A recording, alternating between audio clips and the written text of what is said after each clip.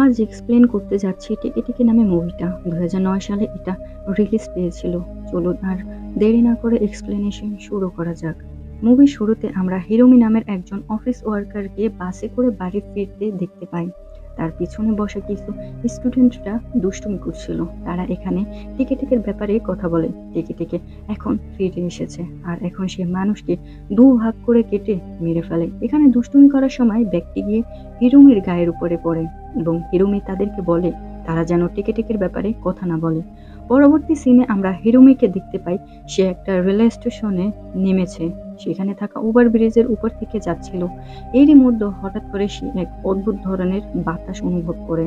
সে কিছু আওয়াজও শুনতে পায়, তাই ভয় পেয়ে যায় এবং সেখান থেকে পালাতে শুরু করে। কেউ একজন তার পিছু করছিল। সে পিছে ঘুরে তাকায় না, বরং লুকানোর জায়গা খুঁজতে থাকে। এরই মধ্যে সেখানে থাকা একটা বিল্ডিং এ দেখতে পায় সেখানে দুটো বাচ্চা টিকে টিকের ব্যাপারে কথা নিয়ে তর্ক করছিল। কিছুক্ষণ লুকিয়ে থাকার পর তার মনে হয় তার পিছু করা সে হয়তো ছেড়ে দিয়েছে, তাই সে রাস্তায় বেরিয়ে আসে। কিন্তু বাতাস আবার জোরে বইতে শুরু করে এবং কিছু একটা তাকে মাঝখান থেকে কেটে মেরে ফেলে। আর এই কাজ আর কারো নয়, বরং টিকে টিকে করেছিল। পরদিনই আমরা একটা স্কুলের দৃশ্য দেখতে পাই, যেখানে আমরা দুই বেস্ট ফ্রেন্ডকে কথা বলতে দেখতে পাই। তাদের নাম ছিল কানা এবং আয়াকো। এখানে আমরা আরো একজন ছেলেকে দেখতে পাই, যার নাম ছিল উৎসুকি। আয়াকো উৎসুকিকে পছন্দ করত, তবে কানার সাথে উৎসুকির পরিচয় ছিল, তাই সে কানাকে বলে সে যেন উৎসুকিকে তার সাথে ডেট ফিক্সড করে দেয়। আর এই কারণে কানা উৎসুকির কাছে যায় এবং তাকে আয়াকোর ব্যাপারে জানায়। উৎসুকি আয়াকোকে চিনতুই না, এরপরও শুধুমাত্র কানার জন্য ডেটে যেতে রাজি হয়। এতে আয়াকো অনেক খুশি হয়। আর এরপর আমরা কানাকে তার বাড়িতে ফিরতে দেখতে পাই। এখানে তার মা ছিল এবং তার কাজিন রিনি তার সাথে দেখা করতে এসেছিল। তারা এখানে কিছুক্ষণ গল্প করে এরপর রিনিকে রুম থেকে বের করে দিয়ে কানা শুয়ে পড়ে, কেননা তার কাছে বেড শেয়ার করা খুবই অপছন্দের একটা কাজ ছিল। পরদিন আমরা দেখতে পাই আয়াকো কানাকে তার ডেটের ব্যাপারে বলছিল। সেখানে এটাও জানায় যে উৎসুকি সারাক্ষণই কানার ব্যাপারে কথা বলছিল। তার প্ল্যান করে যে আজ স্কুল থেকে বাড়িতে একসাথে ফিরবে, আর এই কারণে আয়াকো কানাকে রিকোয়েস্ট করতে থাকে সেও যেন তাদের সাথে যায়। আর কানাও এতে রাজি হয়। পরবর্তী দৃশ্যে আমরা তাদের তিনজনকে একটি রেস্টুরেন্টে দেখতে পাই। এখানে উৎসুকি মুভির প্রথমে দেখানো হিরোমির মার্ডার কেসের ব্যাপারে তাদেরকে জানায়। এটাও বলে এই কাজ টিকে টিকে নামে এক পেতনি করেছে। কানা এখানে টিকে টিকে কি এ ব্যাপারে জানতো না। উৎসুকি বলে টিকে টিকে হলো একটা আরবান লেজেন্ড যার শরীরের নিচের অংশ নেই। যদিও কখনো কেউ ওভার ব্রিজ দিয়ে একা একা চলাচল করে, তবে হঠাৎই সে কোনো এক বাতাস অনুভব করে, এরপর কোনো এক আওয়াজ শুনে এবং এই আওয়াজ শুনে যদি কেউ পিছে ফিরে তাকায় তাহলে টিকে টিকে এসে তার শরীর মাঝ থেকে কেটে তাকে মেরে ফেলে। এখানে আয়াকো বলে যদি কেউ ওই দিন বেঁচেও যায়, এরপর ৩ দিনের মধ্যে টিকে টিকে তাকে ঠিকই মেরে ফেলবে। এখন এই ব্যাপারে কথা শেষ হলে আয়াকো যায় ওয়াশরুমে। তখন উৎসুকি এবং কানা আয়াকোর ব্যাপারে কথা বলে। উৎসুকি এখানে কানাকে জানায় সে আয়াকোকে পছন্দ করে না, সে শুধুমাত্র কানার কথাতেই আয়াকোর সাথে ডেটে গিয়েছিল। উৎসুকির এই কথা আয়াকো শুনে ফেলে, যার ফলে সে অনেক কষ্ট পায়। পরের সিনে আয়াকো কানার সাথে বাড়িতে ফিরছিল। তখন সে কানাকে জিজ্ঞেস করে যে কানা নিজে উৎসুকিকে পছন্দ করে কিনা।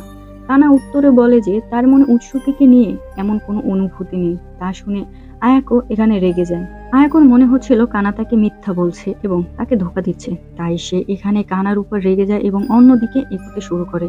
সে রাগের মাথায় ওভার ব্রিজের পথটাই বেছে নেয়। যাওয়ার পথে আয়াকো মনে মনে ভাবতে থাকে যে তার কানার সাথে এরকম ব্যবহার করা উচিত হয়নি।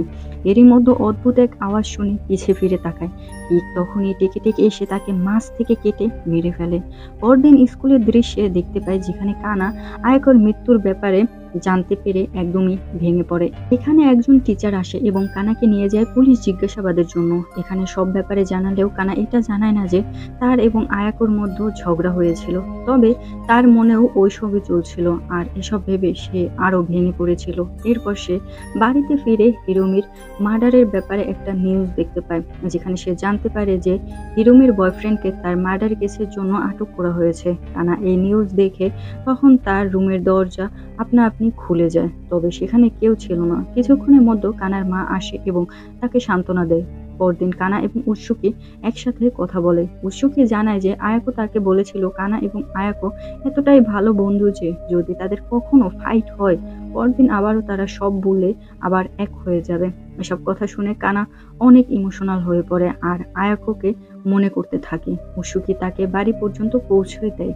এখানে কানার মনে হচ্ছিল যে হিরোমি এবং আয়াকোর মৃত্যুর জন্য টেকেই দায়ী। আর এই ব্যাপারে সে যখন উৎসুকিকে বলে তখন উৎসুকি বলে এটা শুধুমাত্র একটা মন গড়া কাহিনী, টেকের বাস্তবে কোনো অস্তিত্বই নেই। তবে কানা ঠিক করে নিয়েছিল যে সে আয়াকোর খুনিকে খুঁজে বের করবে আর এ কারণে সে ওই রাতে ওভার ব্রিজের উপরে যায় যেখানে আয়াকোর মৃত্যু হয়েছিল, সেখানে যায় তাকে ট্রিবিউট দেওয়ার জন্য। অন্যদিকে আমরা উৎসুকিকে দেখতে পাই যার কোনো কিছুই ঠিক মনে হচ্ছিল না আর এই কারণে সে ব্যাক করে আবারও কানার কাছে যায়। এদিকে ততক্ষণে কানার সাথে ওই সকল ঘটনা ঘটতে শুরু করে দিয়েছে যে ঘটনাগুলো টেকে আসলে ঘটতে থাকে।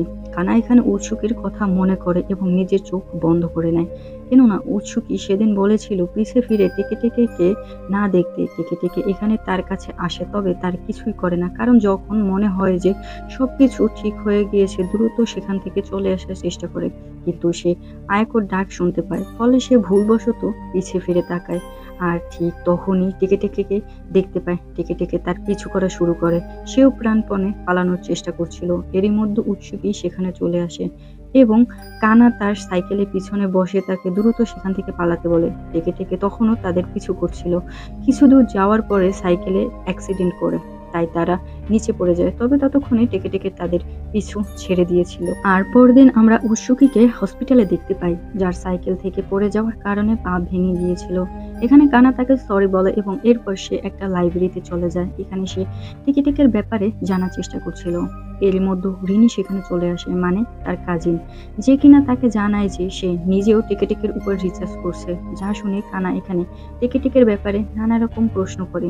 রিনি এখানে জানায় ওয়ার্ল্ড ওয়ারের পরে আকাসোবা ভার্সিটিতে একজন মেয়ে সুইসাইড করেছিল আর এরপর থেকে এসব কিছু শুরু হয়। রিনি আরো জানায় যে আজ সে আকাসোবা ভার্সিটিতে প্রফেসরের সাথে দেখা করতে যাচ্ছে, যাতে সে সুইসাইডের ব্যাপারে আরো বিস্তারিত জানতে পারে। সে এখান থেকে চলে যাচ্ছিল। এরই মধ্যে কানা তাকে জানিয়ে দেয় যে সে টেকে দেখেছে আর এই ঘটনা হতে 3 দিন আগামীকালই পূর্ণ হয়ে যাবে, অর্থাৎ কানার হাতে আর মাত্র 1 দিন সময় আছে। এই কথা শুনে রিনি কানাকে নিজের সাথে করে আকাসোবা ভার্সিটিতে নিয়ে যায়। এখানে প্রফেসরের সাথে কথা বলে রিনি জানতে পারে যে ওই মেয়েটার বাড়ি ছিল মিকাসোতে। আর এটা যখন কানা তার ডায়েরিতে নোট করতে যায় তখন সে মিকাসোর জায়গায় মাইকাচো লিখে ফেলে। এখানে প্রফেসর নিজেও ঠিকভাবে জানতো না যে কি কারণে ওই মেয়েটা সুইসাইড করেছিল, তবে এইটুকু জানতো যে তার সাথে অনেক খারাপ কিছু হয়েছিল, যে কারণে সে এমন পদক্ষেপ নিয়েছিল। প্রফেসর এখানে তার অ্যাসিস্ট্যান্ট টেকেডাকে তাদের সাথে পাঠিয়ে দেয়। সেই সাথে এটাও জানিয়ে দেয় যে টেকে লাল রং পছন্দ করতো না। তাদের এক রিসার্চ অনুযায়ী টেকের হাত থেকে বাঁচতে হলে লাল রং থেকে দূরে থাকতে হবে। এখন তারা 3 জনই ওই মেয়েটার এক আত্মীয়ের বাসায় যায়, যে মেয়েটি সুইসাইড করেছিল। তার আন্টি এখানে জানায় যে প্রত্যেক বছরই কেউ না কেউ ওই মেয়েটির ব্যাপারে জিজ্ঞাসা করার জন্য এখানে আসে। ওই মেয়েটির নাম ছিল কাসিমা। সে অনেক সুন্দরী নার্স ছিল। মাত্র 19 বছর বয়সে সে সুইসাইড করেছিল। তবে সেও ঠিকভাবে জানতো না যে কী কারণে কাসিমা সুইসাইড করেছিল। তবে সে এটুকু জানতো যে হয়তো বা আমেরিকান 3 জন আর্মি মিলে তাকে বলাৎকার করেছিল, যে কারণে তার শরীর থেকে লাল রক্ত বের হতে শুরু করে। আর এরপর থেকে সে লাল রং পছন্দ করতো না। নিজের বাড়ি থেকে সকল লাল রঙের জিনিস বাইরে ফেলে দিত। আর এই ঘটনার কারণে সে ডিপ্রেশনে গিয়ে সুইসাইড করে নিয়েছিল।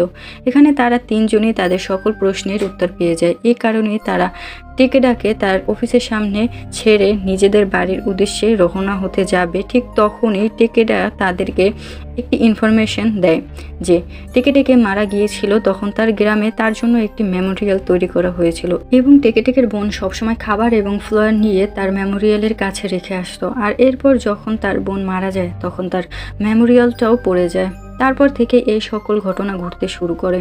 এখানে ধারণা করা যায় যদি মেমোরিয়ালটা আবারও সোজাভাবে রাখা হয় তাহলে হয়তো বা টেকের ভূত শান্ত হয়ে যাবে। আর এই কারণেই তারা দুইজন ওই স্থানে যাওয়ার সিদ্ধান্ত নেয়।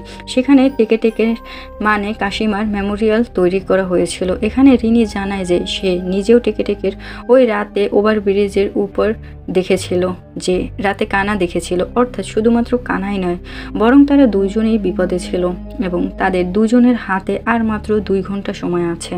এখন কানার দেওয়া লোকেশন অনুযায়ী তারা একটি জায়গায় পৌঁছে যায়, কিন্তু সেখানে কিছুই ছিল না। তাদের কাছে আর মাত্র 1 ঘন্টা সময় ছিল।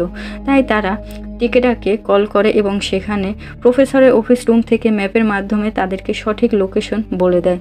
এখানে তারা বুঝতে পারে যে তারা ভুল লোকেশনে এসেছে, আর সঠিক লোকেশনে ওইখান থেকে 8 কিলোমিটার দূরে। এখানে টেকেডা অফিস রুমে বসে ম্যাপ দেখে তাদের লোকেশন বলছিল। এর মধ্যে এক সিকিউরিটি গার্ড আসে এবং তাকে ধরে নিয়ে যায়, কারণ সে পারমিশন ছাড়াই অফিস রুমে ঢুকেছিল, যেখানে টেকেডা কোনো মতে রিনিকে সঠিক লোকেশনের ব্যাপারে জানিয়ে দেয়। তাই রিনি এবং কানা কোনো মতে ওই লোকেশনে পৌঁছে যায় এবং তারা মেমোরিয়ালও পেয়ে যায়। তার উপর লেখা ছিল কাসিমা। এরই মধ্যে আমরা টেকে দেখতে পাই যে দ্রুত গতিতে তাদের দিকে এগোচ্ছিল। তবে সে তাদের কাছে পৌঁছানোর পূর্বেই তারা দুজন মিলে ওই মেমোরিয়ালটাকে সোজা করে দেয়, যার ফলে টেকে সেখানে থেমে যায় এবং তাদেরকে কিছুই বলে না। তারা গাড়িতে বসেছিল। এরই মধ্যে তারা দেখতে পায় টেকে তখনও তাদের পিছু করছিল। তাই তারা সেখান থেকে পালাতে শুরু করে। কানার এখানে লাল রঙের ব্যাপারে মনে পড়ে যায় এবং সে তাদের কাছে সকল লাল রঙের জিনিস বাইরে ফেলতে থাকে। কিন্তু এরই মধ্যে তাদের মনে পড়ে যে তারা যে গাড়িটায় রয়েছে তার রঙও লাল ছিল, আর এই কারণেই দ্রুত তারা ব্রেক চাপে, যার কারণে টেকে গাড়ির সাথে ধাক্কা খায়। তখন তারা ওই গাড়ি থেকে বের হয়ে পালাতে শুরু করে। পালাতে তারা দুইজন দুই দিকে চলে যায়। টেকেও তখন কানার পিছু করছিল। এখানে তারা বুঝতে পারছিল না যে তার কাছে এমন কি আছে যার জন্য টেকে তার পিছু করছিল। এরই মধ্যে তার ফোনটি বেজে ওঠে এবং সে লক্ষ্য করে যে তার ফোনের কালার ছিল লাল, আর এই কারণে সে ভয়ে তার ফোনটি দূরে ফেলে দেয় এবং টেকেও তাকে কিছু না বলে চলে যায়। কি এক আত্মা, লাল কালার দেখলেই খেপে যায়। এখন তারা দুই বোন একজন আরেকজনকে খুঁজতে থাকে এবং ফাইনালি দুজনকে জীবিত দেখে অনেক খুশি হয়। রিনি দ্রুত কানার কাছে আসার চেষ্টা করছিল। এরই মধ্যে একটি কাঁটাওয়ালা গাছের সাথে তার ধাক্কা লাগে আর তার মাথা কেটে সেখান থেকে লাল রঙের রক্ত বের হতে শুরু করে। তারা এখানে কিছু বুঝে ওঠার আগেই টেকে সেখানে আসে এবং রিনিকে কানার সামনে দুভাগে ছিঁড়ে মেরে ফেলে। পরবর্তী দৃশ্যে আমরা কয়েকজন ছোট বাচ্চাকে দেখতে পাই যারা কানার বাড়ির সামনে দিয়ে যাচ্ছিল এবং তারা বলছিল এখানে একজন পাগল মেয়ে আছে যে কিনা সবসময় লাল রঙের জিনিস জানালা দিয়ে বাইরে ফেলতে থাকে। আমরা বুঝতে পারি এটা আর কেউ নয় বরং কানা নিজে। কানা সেদিন টেকের হাত থেকে বেঁচে গিয়েছিল এবং এখন সে লাল রঙের জিনিস নিজের কাছ থেকে দূরে রাখতো সবসময়, শুধুমাত্র টেকের হাত থেকে বাঁচার জন্য। কেননা টেকে তখনও তার পিছু করছিল। এখন এই ঘটনার 1 বছর পরের দৃশ্যে আমরা দেখতে পাই যেখানে টেকেডা কানার কাছে দেখা করার জন্য তার বাড়িতে এসেছিল। টেকেটা এখন নিজেই প্রফেসর, আর এ কারণে সে মিষ্টি নিয়ে কানার কাছে এসেছিল। তবে মিষ্টি প্যাকেটের রং ছিল লাল, যা দেখে কানা এখানে ভয় পেয়ে যায় এবং চিৎকার করতে শুরু করে। আর এই দৃশ্যের মধ্য দিয়ে মুভিটা শেষ হয়ে যায়। ভিডিওটা কেমন লাগলো অবশ্যই জানাতে ভুলবেন না। চ্যানেলটা সাবস্ক্রাইব করে পাশে থাকবেন। দেখা হবে পরবর্তী কোনো ভিডিওতে। ভালো থাকুন, সুস্থ থাকুন। আল্লাহ হাফেজ।